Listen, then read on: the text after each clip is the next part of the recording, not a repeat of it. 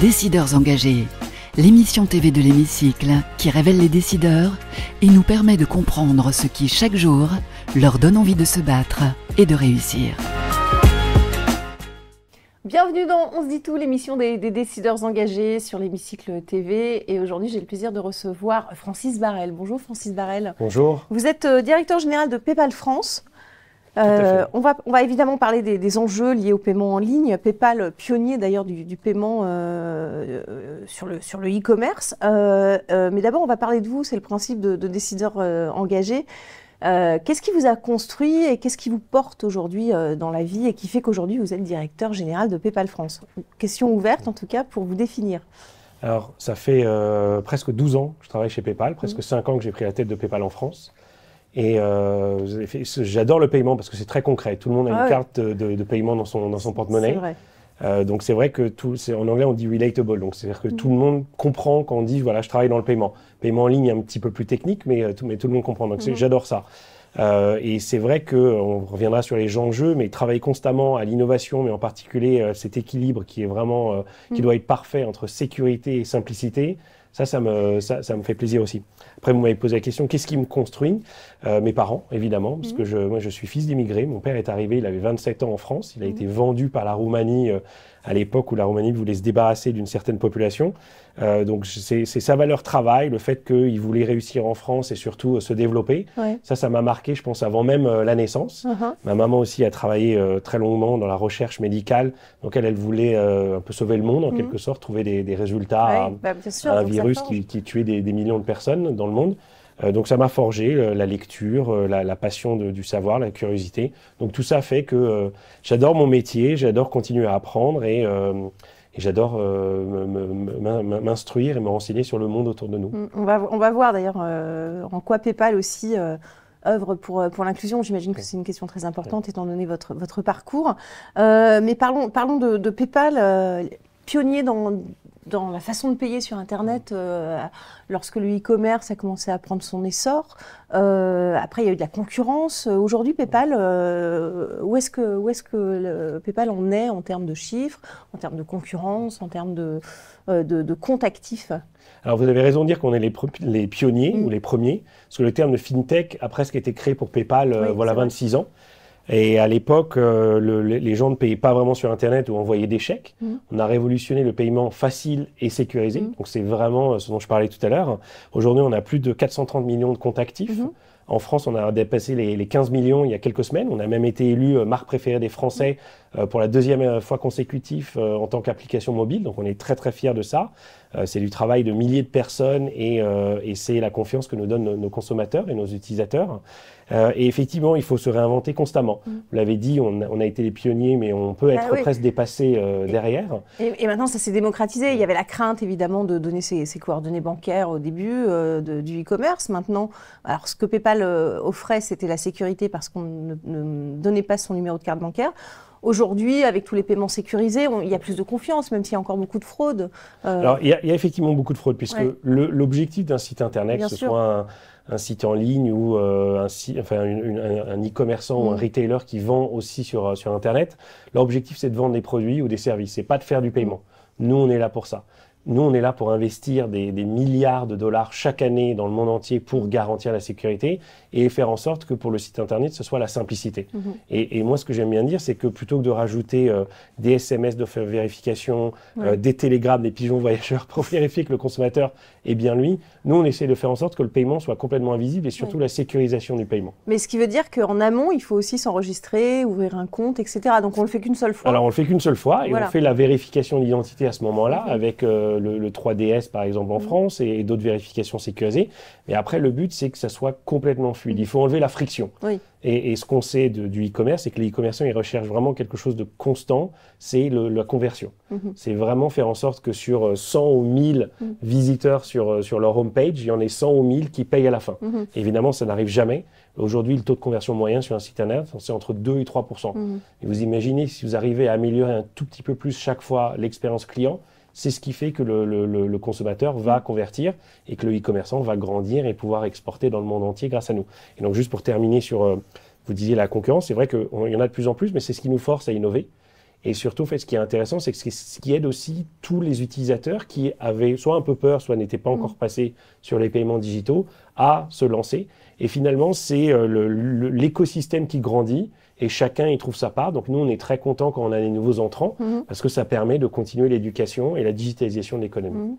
Donc ça fait beaucoup de data aussi à gérer, j'imagine, pour PayPal. Alors, jusqu'à présent, je pensais qu'on avait pour chaque transaction jusqu'à 1000 points d'information et il semblerait qu'on en ait encore plus aujourd'hui. Donc c'est énorme. Et c'est énorme et c'est encore une fois ce qui permet de rendre la sécurisation la plus invisible possible et d'enlever la friction. La fluidité aussi, c'est très important. D'ailleurs, tous ceux qui sont dans le domaine du paiement, pas forcément par carte bancaire, parce qu'elle est dématérialisée aussi aujourd'hui, c'est parvenir à une expérience client la plus fluide possible. Comment est-ce que PayPal répond à ces enjeux? Alors, il y a le fameux bouton là qu'on connaît. Alors, il y a le bouton où vous appuyez, mais après, on vous demande de vous identifier. Donc, le but, c'est comme vous l'avez dit juste avant, c'est qu'on ait tellement d'informations sur le client, mais qu'on sécurise et qu'on ne partage jamais à l'extérieur, que quand le client arrive au moment de payer, en fait, il n'a même pas besoin de s'identifier parce qu'avant même qu'il le décide, on avait vérifié que c'était bien lui. Et c'est ce qui permet encore une fois de faire disparaître la friction, de rendre l'expérience fluide. Mais on parle en anglais d'UX, User Experience, et c'est vraiment l'essentiel. C'est pour en faire en sorte que le client soit, en anglais pareil, on parle d'un delight. Donc c'est un plaisir en fait. Je vous disais tout à l'heure, moi j'aime bien le fait que le paiement soit concret et le fait que les gens trouvent un plaisir à acheter, sans pousser trop d'impulsivité aussi, mais que finalement ils puissent se faire plaisir en achetant et qu'ils ne se forcent pas à rentrer trop de mots de passe. Ce qui veut dire aussi, quand on fait ça, c'est qu'il faut aussi sécuriser le commerçant. Est-ce qu'il est fiable ou pas? C'est ça la crainte finalement des personnes qui achètent sur Vous avez raison, un acheteur a un compte PayPal, un e-commerçant a un compte PayPal. Et alors l'avantage, c'est que même que le e-commerçant est payé, nous, si jamais, pour une raison ou pour une autre, on a un doute, et ça peut arriver qu'un e-commerçant ne livre pas le produit ou se retrouve dépassé par la demande et n'arrive pas à livrer en temps et en heure, nous, on peut décider dans ce cas-là de bloquer les fonds jusqu'à ce qu'il le vérifie avec nous qu'il a bien livré les clients. Et dans ce cas-là, on libère les fonds. Et c'est notre gage de confiance, si vous voulez, notre contrat de confiance presque, qui rassure les consommateurs et fait en sorte que quand ils payent avec PayPal, ils savent que quoi qu'il arrive, ils seront protégés. Autre chose dans ce domaine concurrentiel, il y a aussi d'autres services finalement qu'il faut inventer, innover en la matière pour apporter une expérience client encore plus riche finalement. Et effectivement, c'est vrai qu'on voit que vous avez le paiement, comme je disais, qui doit être quasi invisible. Et après, vous avez d'autres services, en particulier la logistique, qui est très importante quand vous faites des achats physiques sur Internet. Et on a lancé il y a quelques semaines un nouveau produit à destination des PME qui s'appelle PPCP, pour PayPal Complete Payment. Donc en français, c'est PPCP. Et en fait, l'objectif, c'est que préintégré sans que le e-commerçant fasse quoi que ce soit, il offre au consommateur la possibilité de suivre son colis. Et donc non seulement le consommateur ne doit pas relancer le e-commerçant pour savoir où est mon colis, mais ça veut dire que si jamais il y a un problème de non-livraison, comme je le disais tout à l'heure, on protège le consommateur et on va pouvoir contacter le e-commerçant et lui dire voilà, on a vu que le colis n'a pas été livré grâce à votre intégration. Qu'est-ce que vous faites pour rembourser le client ou sinon c'est nous qui allons le rembourser à votre place. D'accord, donc une garantie de livraison quoi qu'il arrive. Qui dit e-commerce dit aussi expansion parce que ça a pris une énorme part évidemment du marché. C'est amené à exploser encore le e-commerce. Comment est-ce qu'on peut améliorer encore cette expérience d'achat selon vous? Alors moi, quand je me suis lancé chez PayPal, j'ai travaillé au Moyen-Orient, en Afrique du Nord. Et donc j'ai découvert une région qui était en plein balbutiement au niveau du e-commerce. Et ça continue de se développer comme dans beaucoup de régions émergentes, que ce soit l'Inde par exemple ou l'Amérique latine. Mais ce qui est intéressant, c'est que vous avez encore pratiquement 90 à 95% des transactions d'Internet, de e-commerce qui ont lieu en cash, en espèces. Et c'est fou parce que quand vous commandez sur Internet dans ces pays-là, vous dites que vous payerez à la livraison. Et donc le livreur arrive, vous donne le colis, en échange il récupère des billets et il part. Et donc vous avez des problèmes de fraude avec des fausses monnaies, vous avez le livreur qui peut se faire attaquer, vous avez des problèmes de livraison et de logistique où le livreur ne trouve jamais le consommateur. Donc c'est pas quelque chose qui a amené à permettre un développement conséquent. Et donc nous on a travaillé quand j'étais là et mes successeurs aussi pour pousser à la digitalisation. C'est ce que je disais tout à l'heure, l'écosystème doit se digitaliser. Et c'est ce qui permettra à ces entreprises de ces régions à se développer, à embaucher, à exporter, parce qu'elles auront une croissance beaucoup plus saine plutôt que de la livraison par espèce. Est-ce que l'intelligence artificielle a un rôle à jouer dans le paiement ? sur Internet? Nous, on l'utilise depuis des années. Ce qu'on a découvert avec ChatGPT, c'est ce qu'on appelle la Gen AI, donc Generative AI, qui est liée au langage. Mais nous, on utilise l'intelligence artificielle depuis plus d'une dizaine d'années pour améliorer notre système de fraude. C'est ce que je disais tout à l'heure. Plus on a de data points par transaction, plus on peut identifier avant même que le consommateur s'identifie, on peut voir si c'est bien lui ou pas. Et donc ça, c'est des modèles, des algorithmes qui sont améliorés constamment, soit par des gens très intelligents chez nous, soit par l'intelligence artificielle qu'on va continuer à éduquer. Et après, vous avez aujourd'hui la Gen AI qui va nous permettre aujourd'hui d'améliorer notre service client. Parce que c'est vrai qu'avec 430 clients dans plus de 200 pays, on ne parle pas plus de 200 langues. Il y en a même certains pays avec plusieurs dialectes. Donc on est obligé, pour pouvoir être au plus proche du client constamment, d'utiliser des outils qui vont nous aider dans la traduction, dans le ton utilisé pour être toujours au plus proche du client. On va passer à la question du média positif. Le média positif, c'est un média en ligne qui ne propose que des bonnes nouvelles, qui montre des parcours inspirants, des initiatives positives. Et c'est juste après le jingle.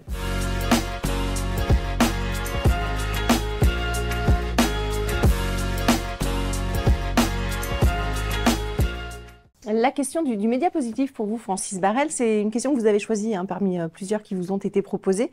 Quelles sont les valeurs qui représentent plus PayPal et comment se traduisent-elles concrètement? Alors, on a parlé de l'innovation, c'est l'une de nos valeurs clés, puisque sinon, au bout de 26 ans dans la tech, on serait devenu obsolète. Donc ça fait vraiment partie de notre ADN. Et la deuxième valeur qui est clé, c'est l'inclusion. Et ce qui est intéressant, c'est que inclusion et diversité vont main dans la main. Mais la diversité, en fait, c'est quelque chose qui existe dans le monde et qui est naturel, mais l'inclusion se choisit. C'est ce que disait notre ancien PDG. Et ça veut dire quoi de choisir l'inclusion? Ça veut dire en fait de faire en sorte que, aussi bien d'un point de vue valeur que d'un point de vue représentativité et d'un point de vue culture et ADN, PayPal est une entreprise inclusive. Alors, c'est un quasi vieil homme blanc qui parle d'inclusion. C'est vrai que ma prédécesseur était une jeune femme. On a plus de 60% de nos équipes en France qui sont des femmes. On a 28 nationalités différentes. On a parmi les plus seniors au bureau de Paris, on a 80% de femmes aujourd'hui. Donc PayPal dans le monde, c'est 43% de femmes. Et c'est l'entreprise de tech qui a le plus grand pourcentage. Oui, parce que c'est un domaine qui n'attire pas forcément les femmes. Les femmes. Mais pourtant, nous, c'est comme je le disais, on l'a choisi. Et ça veut dire qu'aussi bien au niveau de notre management qu'au niveau de tous les départements, que ce soit tech, que ce soit vente, que ce soit commerce, et pas nécessairement RH ou avocat ou juridique ou communication, ce qu'on appelle les ping ghetto par critique. Nous, c'est dans toute la société, à tous les niveaux de seniorité, et c'est quelque chose qu'on suit. Et c'est le plus facile aujourd'hui, parce que c'est vrai que d'autres indicateurs sont un peu plus compliqués à suivre, mais nous, on le voit par rapport aux nationalités, puisqu'on a un nombre de langues incroyable qui est parlé au bureau de Paris, et c'est la même chose de PayPal dans le monde. Et encore une fois, c'est ce qui fait notre force, parce qu'on peut pas avoir 430 millions de clients qui parlent, comme je disais, au moins 200 langues, et en même temps, ne pas nous-mêmes être inclusifs, diversifiés et représenter nos clients constamment dans l'entreprise.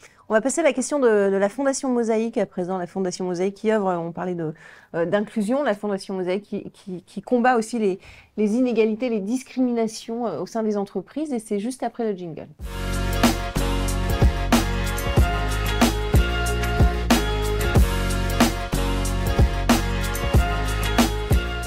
La question de la Fondation Mosaïque, alors on l'a vu, vous nous avez parlé d'inclusion qui faisait partie de l'ADN quasiment de PayPal, mais quelles sont selon vous les actions spécifiques à déployer pour soutenir l'emploi des jeunes issus des milieux défavorisés? Alors, ce qui veut dire pour moi, en fait, c'est quelque chose qui est déjà fait et sur lequel je travaille énormément, puisque je travaille dans plusieurs fondations pour lever des bourses pour que des étudiants défavorisés puissent suivre les études qu'ils veulent, surtout si elles sont payantes. Et donc pour moi, le meilleur moyen d'accélérer ça, c'est deux choses. C'est un, travailler avec les écoles, quelles qu'elles soient, pour qu'elles soient conscientes qu'il y a des bourses et qu'elles ne fassent pas peur aux étudiants de milieux défavorisés en leur disant c'est pas l'argent qui sera un problème, on vous trouvera des mécènes, on vous trouvera des mentors. Et justement, le deuxième, c'est le mentorat. Ça, c'est quelque chose que j'essaie de faire énormément avec beaucoup de femmes parce qu'elles le demandent, mais avec des jeunes aussi de milieux défavorisés. Je travaille avec une association extraordinaire qui s'appelle les Déterminés, et les Déter, c'est leur surnom. Et l'objectif, c'est de leur partager de mon humble expérience et surtout leur dire que même un fils d'immigré roumain qui a été vendu comme un esclave dans les années 70 peut devenir le DG de PayPal France. Et je dis ça pas par arrogance, mais au contraire, vous êtes pour essayer de partager mon expérience, mon parcours personnel, et dire en sorte que le travail est essentiel et que la détermination et la patience payent toujours. Mais juste question annexe, mais vous avez été aidé, vous avez eu vous-même des exemples des personnes qui vous ont aidé au sein de votre parcours moi, j'ai toujours cherché des mentors, que ce soit naturellement ou dans le cadre d'entreprises qui avaient des programmes de mentorat formels. Et c'est pour ça que moi, j'essaie toujours de le faire aussi quand il n'y a pas de programme formel. On a travaillé aussi longtemps avec PayPal, avec Article 1, qui permet aussi à des jeunes dans des prépas de milieux défavorisés de continuer d'accéder à des écoles de commerce ou d'ingénieurs, pareil, qui peuvent être payantes. Et donc, effectivement, c'est quelque chose qui m'a toujours servi. Quand j'avais des grandes décisions à prendre, des grandes interrogations, je me tournais toujours vers le plus de gens possible, au-delà de mes parents, qui étaient toujours de très bons conseils, mais d'avoir des mentors qui puissent aussi me contrarier ou me confirmer dans ma décision. Question de l'hémicycle à présent. Cette fois, c'est vous qui allez peut-être poser une question, faire un constat, pousser un coup de gueule à nos hommes politiques, nos hommes et nos femmes politiques. C'est juste après le jingle, 1 à 2 minutes pour justement parler à ces politiques dans l'hémicycle.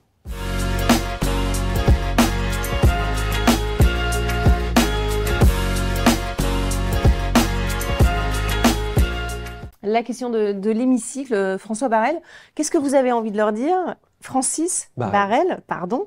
Qu'est-ce que vous avez envie de leur dire à ces hommes politiques? Vous avez 1 à 2 minutes, vous vous tournez vers la caméra et vous pouvez leur parler directement, ils vous écouteront, je suis sûre. Alors, je pense qu'on a parlé de diversité, donc c'est vrai qu'aujourd'hui les partis politiques ne sont pas encore assez diversifiés. On n'a pas assez de femmes, on n'a pas assez de candidats de tous les milieux qui sont dans les différents partis. Donc ça, c'est vraiment essentiel. Et qui dit diversité aussi dit surtout se rapprocher des valeurs communes de la France, les 3 valeurs clés qui sont liberté, égalité, fraternité. Donc ça veut dire oublier les extrêmes, quels qu'ils soient, que ce soit les extrêmes de gauche, les extrêmes de droite. Et c'est vrai qu'on parle souvent des extrêmes de droite, mais on oublie les extrêmes de gauche. Les gens ont oublié que le communisme a fait autant de morts dans le monde et surtout en Europe que le nazisme.